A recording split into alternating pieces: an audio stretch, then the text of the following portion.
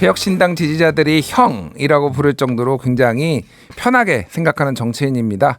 자, 오늘은 이분과 정치권 현안 살펴보겠습니다. 김용남 전 개혁신당 정책위 의장 나오셨습니다. 의원님 안녕하세요. 네, 안녕하세요. 예, 오랜만에 뵙습니다. 진짜 오랜만에 뵙네요. 예, 책도 예전에 주식 관련 책도 한번 내셨었잖아요. 소액주주 혁명이라고. 소액주주 혁명. 작년에 냈었죠. 작년에 냈었잖아요. 그러니까 많이 팔렸습니까? 잘 모르겠어요. 출판사에 물어보질 않아가지고. 알겠습니다. 예, 그만큼 경제에도 관심이 많으신 분인데 제가 오늘은 이제 좀 정치권 현안 위주로 좀 여쭤보겠습니다. 일단 국회 국정감사 시작됐는데 의원님은 좀 어느 부분에 좀 관심을 좀 가지고 계신지요? 이번 국감은 그 명칭을 붙이자면 김건희 국감이 되겠죠. 김건희 국감. 예. 예. 일단 야당에서 김건희 여사와 관련한 이슈에 집중을 할 거고, 그리고 많은 국민들께서도 다른 이슈에 대한 관심보다는 영부인과 관련한 거에 관심이 더 높은 것 같아요. 지금 네. 상태에서. 저도 이제 뭐 다른 방송에도 나가고 시사평론을 좀 하다 보면은 느끼는 게 뭐냐면은 김건희 여사 이슈를 다룰 때 조회수가 그 유튜브 클립에 조회수가 확 늘더라고요. 다른 이슈보다. 그렇죠. 이게 이제 어쩔 수가 없는 지금 전 국민이 좀 관심을 가진 거다 보니까 또 야당도 그렇게 하는 것 같은데, 자, 개혁신당이 어떤 전략으로 좀 접근할지 궁금합니다. 일단 뭐 원내는 아니시니까 그렇긴 하지만은 개혁신당의 전략에 대해서 좀 설명해 주시겠어요? 일단은 그 개혁신당도 국감을 앞두고 종합상황실을 열었어요. 예. 그 종합상황실을 열면서 허은하 대표가 다른 당과 달리 정책 국감이 되도록 하겠다. 그래서 정책 이슈에 집중하겠다라고 밝혔는데 흥행이 될지는 대단히 의문입니다. 저는 개인적으로. 예. 정책과 관련해서 사실은 중요한 거는 사실입니다만 어떤 구체적인 정책에 대해서 많은 국민들의 관심을 모으기는 쉽지 않거든요. 뭐 예를 들어서 최근에 있었던 금투세 뭐 시행 여부와 관련해서 많은 그 주식 투자자들이 관심이 있었던 거는 사실이죠. 예. 근데 그런 아주 그 독특한 한두 가지 이슈 빼고는 정책과 관련해서 국민의 그 어텐션을 모으기는 어려워요. 그렇긴 하지만 또 누군가는 또 정책 관련해서 또 해야 되니까 하긴 해야 되죠. 그거를 네. 또 개혁신당이 좀 짊어지겠다 이런 걸로 보이는데, 어쨌든 그래도 국민의 관심을 끌만한 뭔가 소위 말해서 화끈한 뭔가 이슈를 조금 파이팅이 넘치잖아요. 그 뭐 이준석 의원이나 천하람 의원이나 특히 좀 기대하는 국민들도 있을 것 같아요. 예. 사실은 국감을 통해서 그 정치인들 특히 현역 의원들의 실력이 드러나는 거죠. 그래서 국감을 그냥 밋밋하게 정말 기사 한두 줄 안 나오는 상태에서 그냥 끝내버리면 실력 없다. 내지는 열심히 안 한다는 평가를 받기가 쉽고, 예. 이른바 국감 스타가 나올 수 있는 경우에는 무조건 그 스타가 돼야 되는 거죠. 예. 오늘 그래서 그 이준석 의원이 이제 과방위에서 민영삼 이제 한국방송광고진흥공사 사장, 그러니까 코바코라고 보통 부르죠. 코바코 사장하고 이제 증인으로 불러서 질문을 했는데 상당히 화제가 됐습니다. 그러니까 본인의 엽관제로 그러니까 이렇게 온 거냐 아니면 전문성이 있어서 온 거냐 그랬는데 그거에 답변을 안 하다가 결국은 본인이 이제 정치권의 정무적 감각에 뛰어나서 왔다라고 하니까 아니 이준석 예전에 대표도 공격하고 조국 대표도 공격하고 모든 야당하고 다 안 좋은데 도대체 무슨 정무적 감각이 있는 거냐 뭐 이렇게 하니까 약간 언성도 높아지고 막 그런 뭐 일이 있었거든요. 뭐 혹시 보셨나요 그거? 예. 아직 못 봤습니다. 예. 그래서 굉장히 또 화제가 돼서 아마 좀 관심이 좀 가는 것 같습니다. 그거 하나 여쭤볼게요. 박정훈 의원이 오늘 CBS의 라디오에 나와가지고 이번에 개혁신당 의원들이 김건희 여사 특검법에 대해서 다 찬성이 아니라 반대표를 던졌을 가능성을 제기를 했어요. 그 주장의 요체는 뭐냐면은 이탈표가 국민의힘에서 내 표가 아니라 더 나왔을 수도 있다. 그래서 개혁신당 3명이 이게 만약에 김건희 여사와 관련해서 이게 특검이 가면은 개혁신당도 수사를 받을 수 있다. 예전에 이를테면은 뭐 칠불사 회동도 있었고 그 전에 이준석 그러니까 국민의힘 대표 시절에 있었던 일이니까 수사를 받을 수도 있으니 이 세 명이 찬성표를 던졌을 수가 있어서 국민의힘에서는 이탈표가 더 나왔을 수도 있다. 이런 식의 이제 주장을 뭐 추정이긴 하지만 하더라고요. 이거에 대해서는 좀 동의를 하십니까? 어떻게 보십니까? 대단히 동의하기 어려운데요. 아, 그래요? 기본적으로 개혁신당은 야당이고 지금 야당 의석이 192석이잖아요. 예. 개혁신당의 3석을 포함해서. 그러면 그 192석은 특검에 찬성한다고 보고 계산하는 게 맞죠. 그러니까 아마 박정훈 의원은 본인은 찬성표를 던진 거로 보여요. 말하는 그래요? 취지로 볼 때. 아니, 친한계는 한 명도 던지지 않았다. 뭐 이렇게 얘기를 하더라고요. 그러면 친윤계에서 던졌어요? 그럼 설마? 저는 모르죠. 뭐 중립적인 뭐 친한계도 친윤계도 아닌 국민의힘 인사들, 그러니까 의원들 중에서 던진 거 아니냐, 뭐 이렇게 추론을 하던데요. 물론 사실은 지금 현역 의원 중에 기존에 친한계로 분류될 수 있는 사람들이 거의 없어요. 제가 보기엔 뭐 한 2-3명 정도 있을까 말까 한 수준이라서 친한계로 현역 의원을 분류하는 것 자체가 별 의미는 지금까지는 없어 보였는데 예. 물론 비공개 비밀 투표니까 의원 개개인이 그 기표소 안에 들어가서 자기 양심껏 또 판단에 따라서 찍는 거죠. 근데 글쎄 뭐 5표 이상 뭐 오히려 개혁신당의 3표는 특검에 반대표를 던지고 국힘에서 찬성표가 더 많이 나왔다는 해석은 약간 동의하기는 어려운데요. 동의할 수 없다. 네. 알겠습니다. 이거는 뭐 사실관계를 모르는 거니까 그렇게 박정훈 의원이 주장을 해서 어떻게 보시는지 여쭤봤고요. 자, 명태균 씨 얘기를 좀 해볼 텐데 일단은 이분이 종횡무진이에요. 지금 언론사 그렇죠. 인터뷰를 굉장히 많이 하고 JTBC한테는 그때 김건희 여사하고 나는 카톡을 이제 일부 텔레그램을 일부를 보여줬고 동아일보하고 또 인터뷰를 해가지고 최재형 전 감사원장을 내가 국무총리로 그때 추천했다. 아크로비스타는 뭐 대여섯 번이 아니라 훨씬 많이 돌아다녔다. 뭐 이렇게 얘기를 해서 이분이 지금 국정감사에 증인으로 지금 채택이 됐는데 무려 14일, 17일, 21일, 25일 4번이나 채택이 됐어요. 어떻게 보시는 거예요? 이분 나올 거라고 보고 나오면은 만약에 나온다면 어떤 얘기 할 것 같아요? 글쎄요. 쉽사리 나오지는 않을 것 같은데 만약에 지금 정치자금법 위반으로 수사를 받고 있는 상황이잖아요. 맞아요. 명태균 씨와 김영선 전 의원이.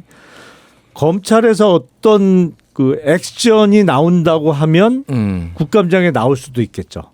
자기 신변을 보호하기 위해서 뭐 일부 본인이 갖고 있는 자료 중에 문제가 될 만한 거를 국감장을 통해서 던질 수도 있을 텐데 네. 그런 거는 언론 인터뷰를 통해서도 얼마든지 할 수 있기 때문에 뭐 본인에 대한 구속영장이 청구되거나 특이한 상황이 발생하지 않으면 아마 국감장에 안 나올 확률이 더 많지 않을까 싶어요. 안 나올 가능성이 높다. 아, 그렇군요. 일부에서는 또 나올 가능성이 높다. 왜냐하면은 본인을 드러내고 좀 과시하기를 좋아하는 사람이다 보니 그런 분이다 보니 전국의 카메라가 다 집중되는 국감장에 나와서 본인이 얼마나 영향력이 있는 사람이었는지 내가 다 했어 뭐 이런 식으로 얘기를 하려고 하는 거 아니냐 뭐 이런 관측도 있더라고요. 근데 얘기하는 거 가만 들어보면 본인이 다 하고 정말 정권을 만들었다는 취지의 얘기는 합니다만 구체적인 그 사례에 있어서는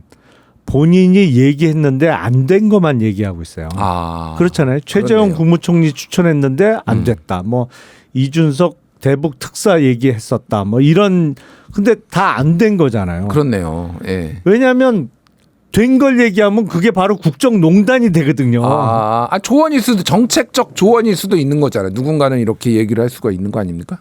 그런데 아무런 공적 지위나 역할이 없는 상태잖아요. 예. 근데 지난 2016년을 되돌아보면 그때 소위 최순실 사태가 촉발된 게 뭐였어요? 사실 대통령의 연설문 작성을 맡겼다. 예. 아무런 그 공적 신분이 없는 최순실이라는 민간인에게 맡기면서 그게 이른바 비선 논란이 불거지면서 사태가 확 커진 거잖아요. 예, 예. 그러니까 명태균 씨 같은 경우에 이미 이런저런 논란에 휩싸여 있는데 본인이 아무리 조언이 됐던 제안이 됐던 그게 정말 성공한 제안을 얘기하는 순간 그거는 국정농단 시비에 걸릴 수밖에 없죠. 그렇군요. 알겠습니다. 뭐 그거는 이제 나올지 안 나올지는 좀 지켜보면 될 것 같고, 그런데 본인의 의사와는 상관없이 또 다른 데에서 계속 폭로가 이어지고 있어요. 그러니까 뉴스토마토에서 알파벳 E 씨라고 처음에 나왔던 분이 이제 강모 씨로 보도가 되다가 최근에는 그 인터넷 언론하고 방송에 나와서 인터뷰까지 했더라고요. 어젯밤에. 그래서 이름이 이미 나오기 시작해서 이제 강혜경 씨라고 이제 전직 김영선 의원의 보좌관이고 명태균 씨의 또 측근으로 알려져 있는 이분이 나왔는데, 이게 지금 약간 소위 말해서 여론 조작이 있었던 거, 여론조사 조작이 있었던 거 아니야라고 좀 일파만파되는 부분이 있는 게, 일단 윤석열 후보 시절에 여론조사를 해가지고 근데 이거를 돈을 내가 3억 6천만 원을 받으러 가겠다. 그러니까 이거는 그동안 대가성 없이 그냥 한 거 아니냐. 뭐 이렇게 이제 추론이 되는데 결국은 돈은 못 받아왔고, 그러다 보니까 이게 뭐 박은정 조국혁신당 의원 같은 경우에는 일종의 뇌물이다. 이런 식의 또 주장도 하고 있거든요. 어쨌든 뭐 검사 출신이고 법조인이다 보니까 이거를 좀 어떻게 봐야 될지, 문제가 될 소지가 있는 건지. 일단 정치자금법 위반의 소지가 있겠죠. 아, 있어요? 아니, 왜냐하면 여론조사를 예를 들어서 예. 언론사가 자기 언론에 보도하기 위해서 뭐 여론조사 비용을 들여서 했다. 그러면 그건 문제될 게 없죠. 근데 지금 그 명태균 씨가 했다는 여론조사는 언론에 공개가 안 된, 예. 그리고 그걸 보고하러 비행기 타고 윤석열 당시 후보를 만나러 뭐 왔다 갔다 했다는 거잖아요. 예. 그럼 당시 윤석열 후보가 대선을 앞두고 추세의 변화 내지는 판이 어떻게 만들어지고 있나를 참고하기 위한 여론조사였던 것으로 보이는데 그거는 사실은 윤석열 후보 쪽, 뭐 더 정확하게 얘기하면 윤석열 캠프에서 선거 비용으로 지출을 했어야 되는 여론조사인 것이죠. 예.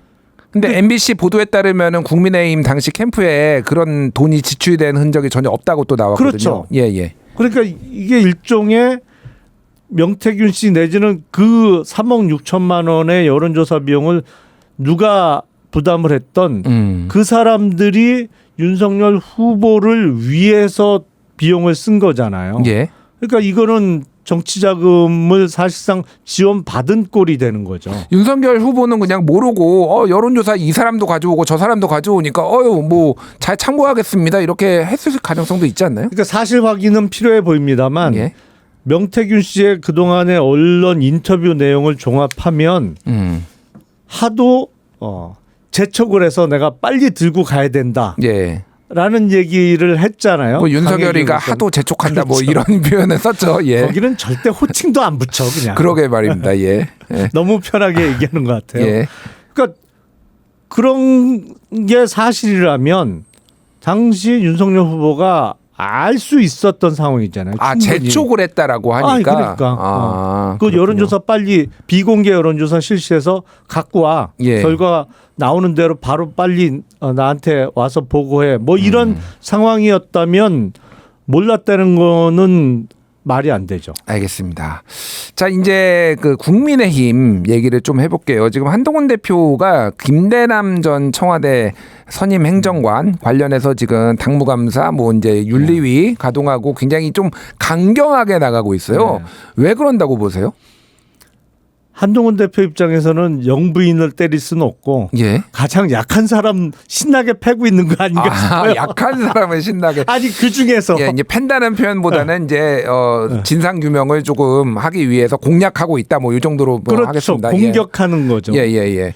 그렇군요. 근데 이게 이제 그 용산의 분위기는 굉장히 좀 불쾌한 분위기. 결국은 이거 지금 우리 공격하는 거냐. 이거 이런 식으로 하면은 우리하고 관계 끝내려는 거 아니냐. 뭐 이런 식의 반응도 좀 주변에서 계속 나오고 있거든요. 용산은 뭐 늘 그렇듯이 그렇게 반응하고 예. 받아들이겠죠. 그러니까 아예 언급 안 하는 게 최선이라고 생각을 하고 있을 테니까. 예. 그리고 오늘 김대나 씨가 그 감사직 사퇴했잖아요. 예, 그러니까, 서울 보증보험 이제 상근감사직. 예, 그러니까 사퇴하고 좀 조용해지기를 바랄 텐데 한동훈 대표가 이거 갖고 당무감사하고 그리고 특히 총선 백서와 관련해서 그 정보를 누가 유출했느냐 이런 예. 걸 조사를 하겠다고 하면 용산은 불쾌해할 수 있겠죠. 그럼 용산이 직접 뭐 소위 개입하지 않았더라도 친윤계의 당내 친윤계 누군가가 이거를 전달했다라고 해서 뭐 징계를 하겠다 그러면은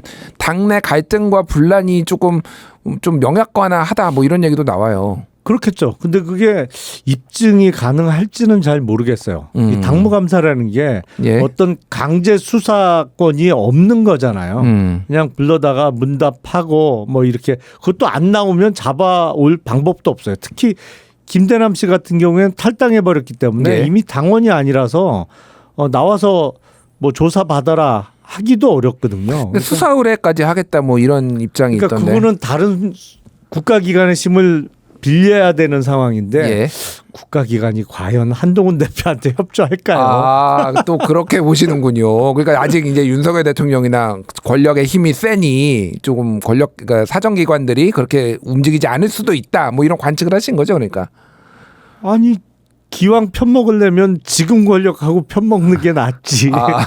미래가 불확실한 상황에서. 예, 알겠습니다. 자, 한동훈 대표 그 만찬은 어떻게 보셨어요? 이게 세력화다. 그래서 이게 부적절하다. 왜 이 타이밍에 왜 이렇게 하느냐. 뭐 여러 가지 얘기가 나오고 있거든요. 의원님 보시기는 어떻습니까? 앞서 이제 친한계 의원이라고 분류될 만한 의원이 대단히 적다는 말씀은 잠깐 드린 적이 있는데 예. 실제로 그런 상황 같아요. 근데 국민의힘 소속 현역 의원들도 고민이 많은 상황이잖아요. 특히 영부인과 관련해서 우리가 언제까지 이거를 방어를 해야 되냐. 예. 그리고 지금 논란을 끊임없이 만들고 있는 상황이기 때문에 용산 측에서 이게 지치고 힘들단 말이죠. 그러니까 불만들이 있어요. 실제로 사석에서 얘기를 해보면 예. 그런 분위기가 반영되다 보니까 이런 모임이 성사될 수 있었다고 생각이 돼요. 이른바 뭐 용산 서슬이 퍼렇고 얼마 전까지만 해도 예.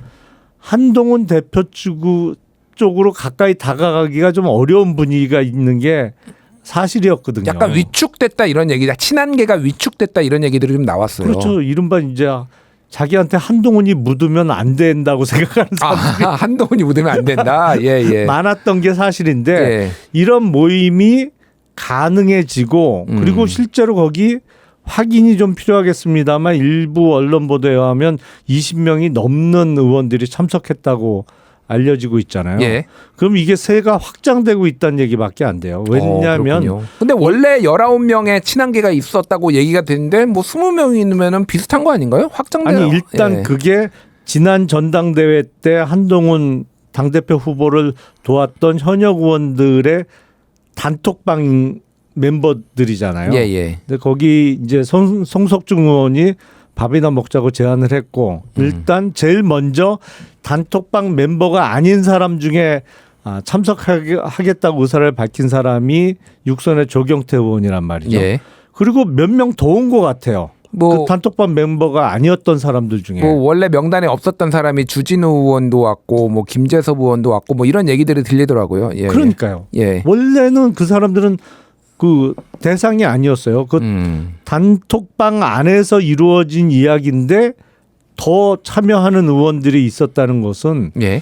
뭐랄까요? 이제 대통령실과의 관계에 있어서 그동안 누적된 피로감 내지는 불만 이런 게 반영된 숫자 아닌가 싶습니다. 알겠습니다. 그러니까 이번에 국정감사에서 어떤 김건희 여사와 관련해서 어떤 이슈들이 나오느냐에 따라서 이 친한계의 폭이나 이런 것들이 좀 달라질 수도 있겠다. 뭐 이런 생각이 드네요. 시간이 많지 않은데 마지막으로 짧게 여쭤볼게요. 또 금융이나 이 주식 투자에 관심이 있으시니까 지금 민주당이 금투세 폐지냐, 뭐 유예냐, 뭐 현행 실시는 보완후 실시는 조금 아닌 것 같고 폐지 아니면은 유예 쪽으로 지금 가닥이 잡혔다 이런 언론 보도가 나오거든요. 의원님이 보시기에는 좀 금투세 어떻게 해야 되는지 짧게 너무 길지 않게. 예.